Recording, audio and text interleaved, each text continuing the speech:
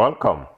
It's been a while. It's been a while since I did this. Probably a month, but I'm happy I could finally do it again, man. It's been a minute. I'm actually psyched.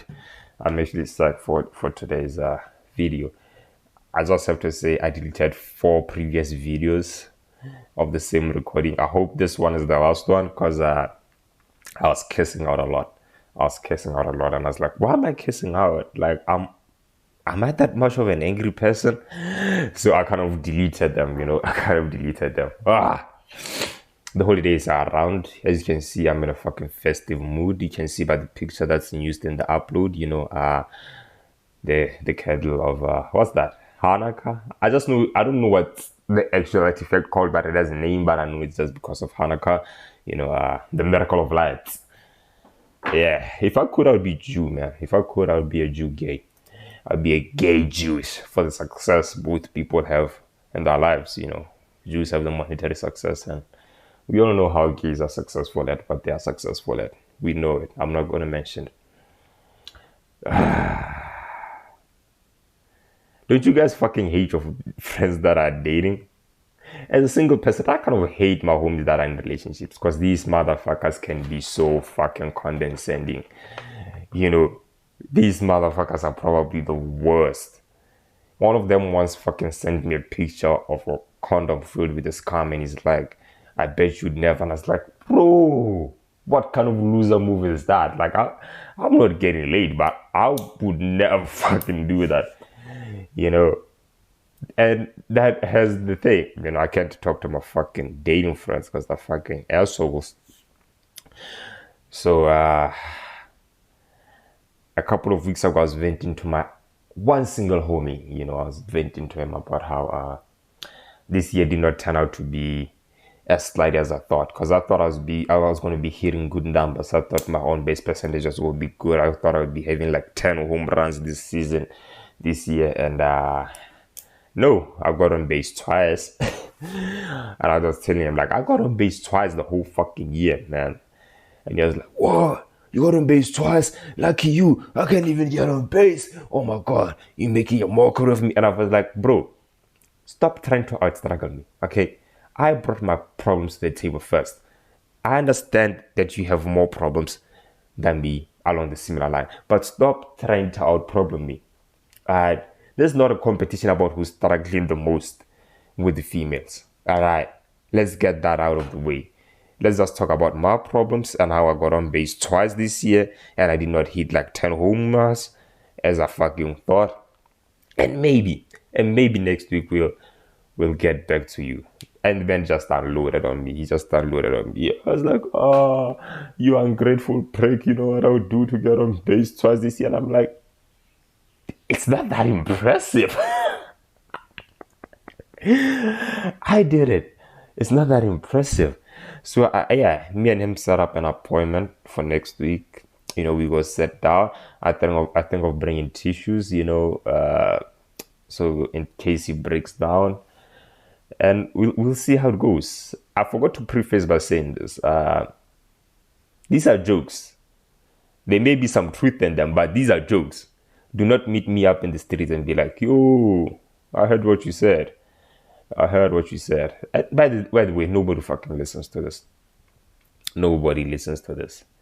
I feel like as human beings, we need our happy places. We need our happy places, where when time gets tough, so you can just relax, go to your happy place and release some dopamine. I have my happy place, and my happy place is a memory of 3 months back when I was in a mall and I got complimented by a gay guy. Ugh. Highlight of my year. Highlight of my year. He was like, "Oh my God, you're so fucking cute." And I was like, I spritzed a bit of diarrhea. A bit of diarrhea escaped my butthole. I think it's called getting wet. Yeah, I think that's the word version of gay. I think that's the word version of gay. Here's the thing. I've never had gay sex, but I understand gay sex. And the reason I understand gay sex is because I've had a good shit before. Some of you are probably amazed, like, "What? a good shit. Like, if you've never had a good shit, I don't understand you. If you choose sex over a good shit, then you've never had a good shit. You know, that shit that's kind of weighty, it's kind of heavy, but it's not a struggle. It kind of falls, kind of drops out of the asshole, goes and kind of drops just flawlessly. That kind of shit has a fucking dopamine rush to it. Because you don't struggle with it, you're not fighting with it. It's so flawless, but it's so fucking large in volume, but it just kind of drops. And it's not fucking watery to it. It's kind of in that sweet spot of solidity and liquid, and just fucking drops out of it and drops out of the hair, go look, boom, and just a fucking dopaminergic rush, man. Like, a good shit is a good shit. If I had to choose between a good shit and sex for the rest of my life, give me a good fucking shit. Give me a good fucking shit. If you disagree, I don't blame you. You've never had a good shit. Your bowel movements probably don't work the same as mine. But in my line, like, a good shit is the shit, man. Is the shit. And some shits are frustrating, you know. I find the most frustrating shit to ever take in my life to be the dance shit. By the way, I don't know if you guys go through this, but this is my body. This is my anatomy.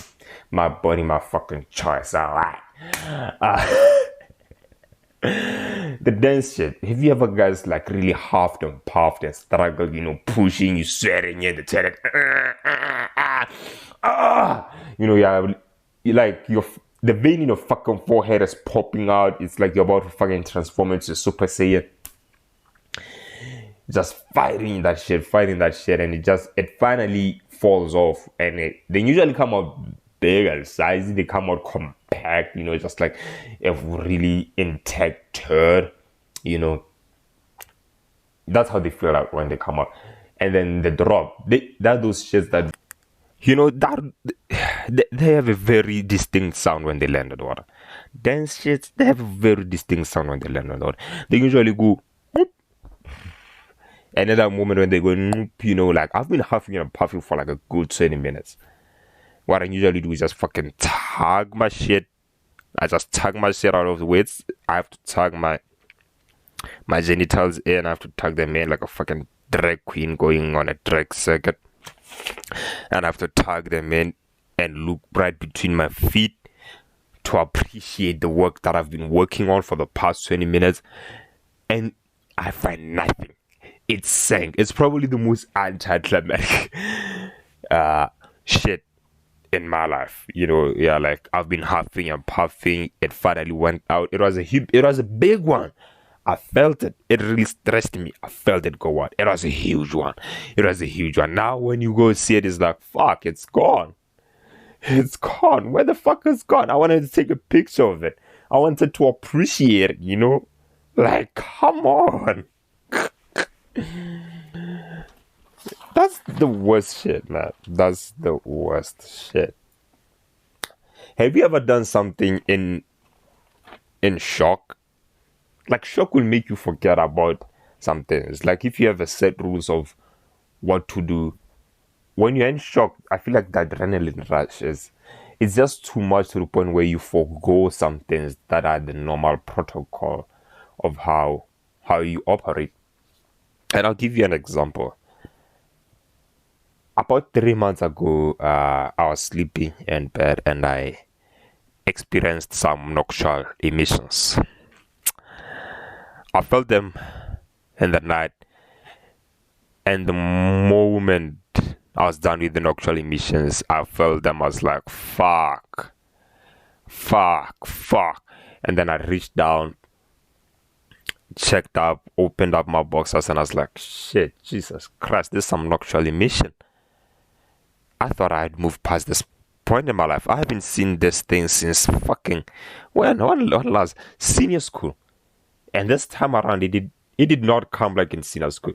In senior school, it was the definition of a wet dream. You know, it would be me, a girl, you know, we'd be smooching. This one just came up dead. It was all black, and then I felt, and I was like, what the hell? I was so in shock that at 21 years of age, I'm going through a nocturnal emission, and in that moment, I forgot my protocol for doing Google searches. And I did not go into incognito mode. I did not get my VPN. I did not do anything. I just went in, raw dogged Google, and then said, Google, wet dreams at 22, is it normal? And Google basically said I should get laid more.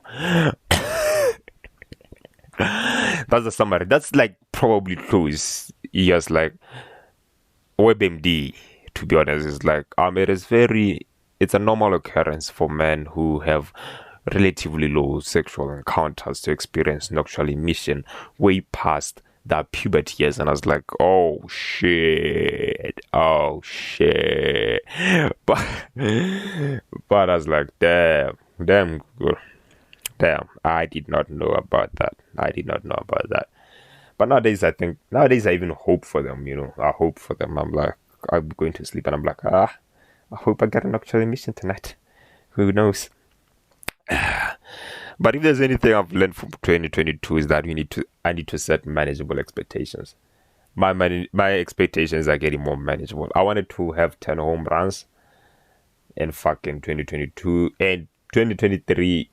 If I hit a double, I'm good.